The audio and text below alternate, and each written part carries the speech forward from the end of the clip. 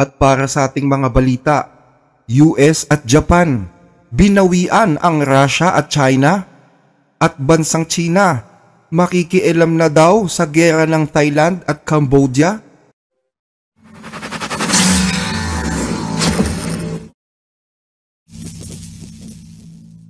Matapos ang ilang linggo ng pananahimik mula sa pambubuli ng China sa Japan, sa wakas ay nagpakita na rin ng lantarang suporta ang Estados Unidos para sa bansang Japan.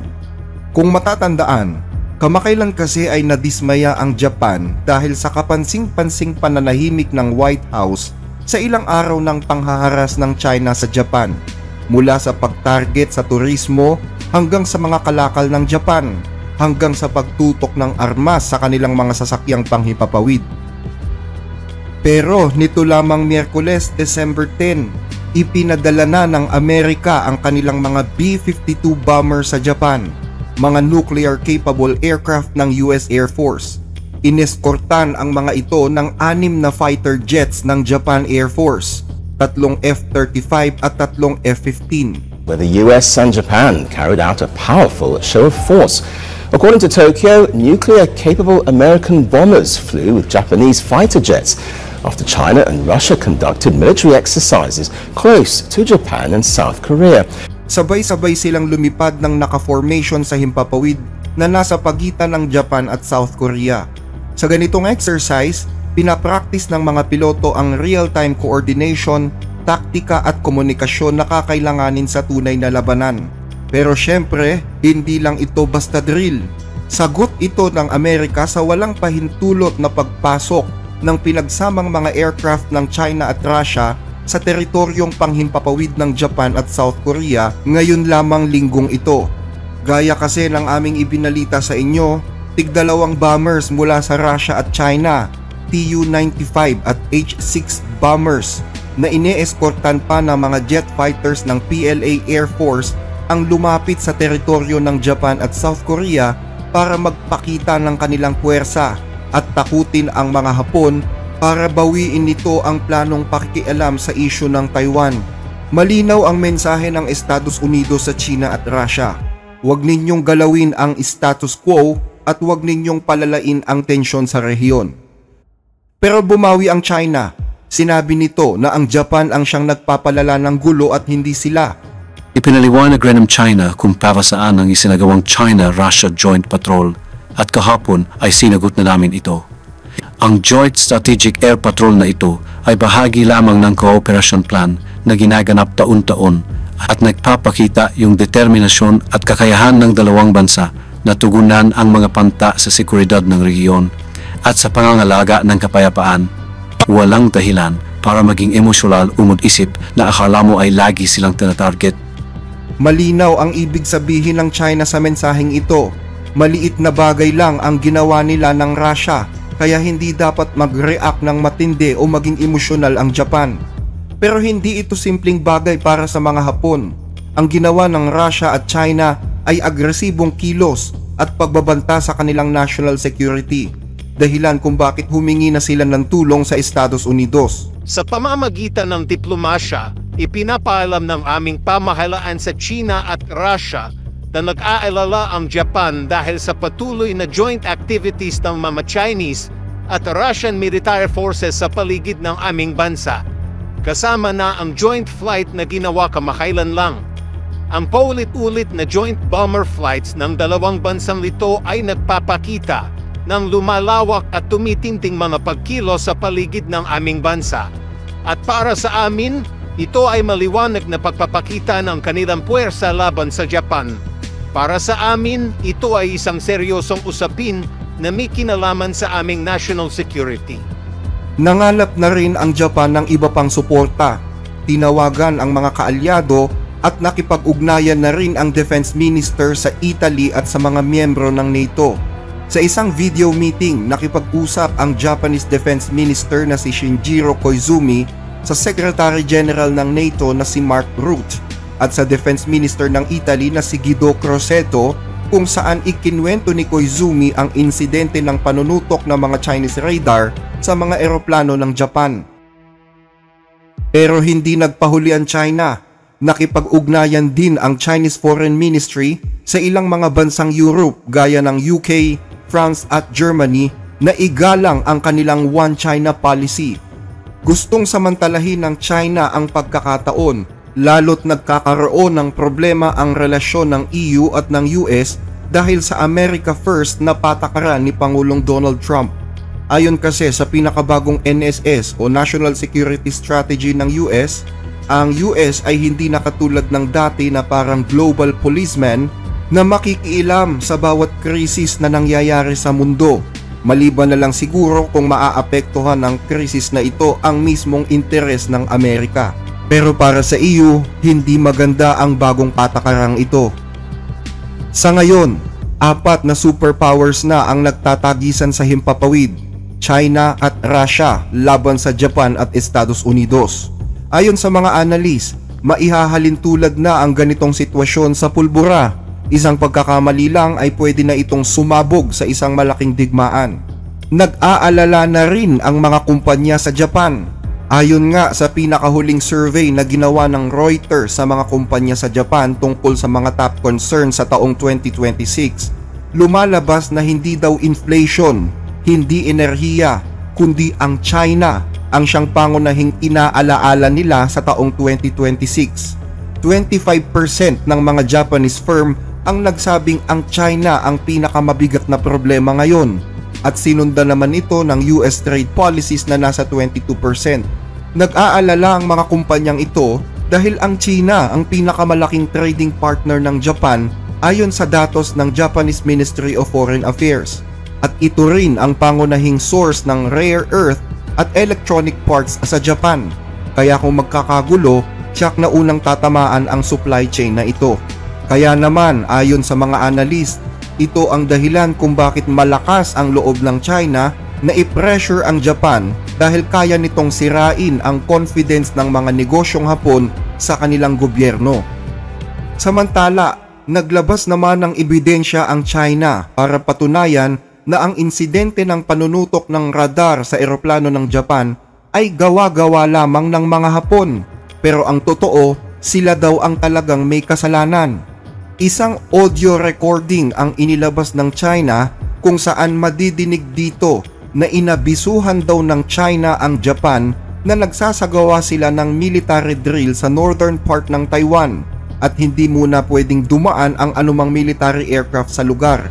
Kung sinunod lang daw ito ng Japan, wala na sanang mangyayaring panunutok na ayon sa kanila ay normal lamang na ginagawa ng mga jet fighters na nakabase sa mga aircraft carriers.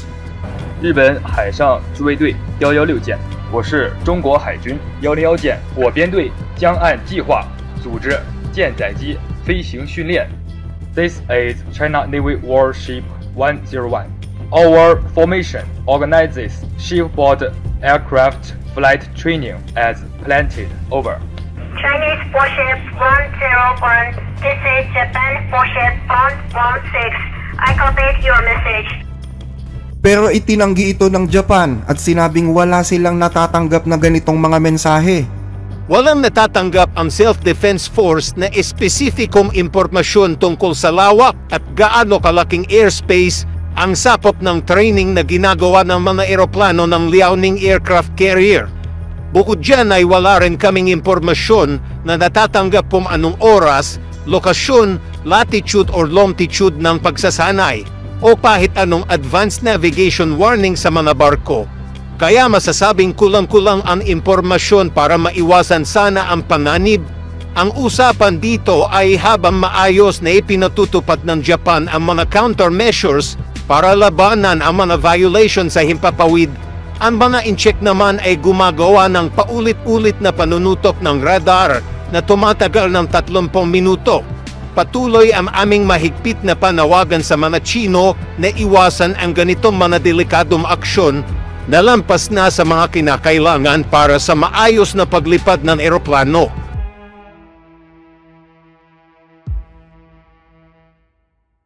Sa ibang balita, China, makikialam na nga ba sa gera ng Thailand at Cambodia? Ayaw nang magpaawat ng punong ministro ng Thailand.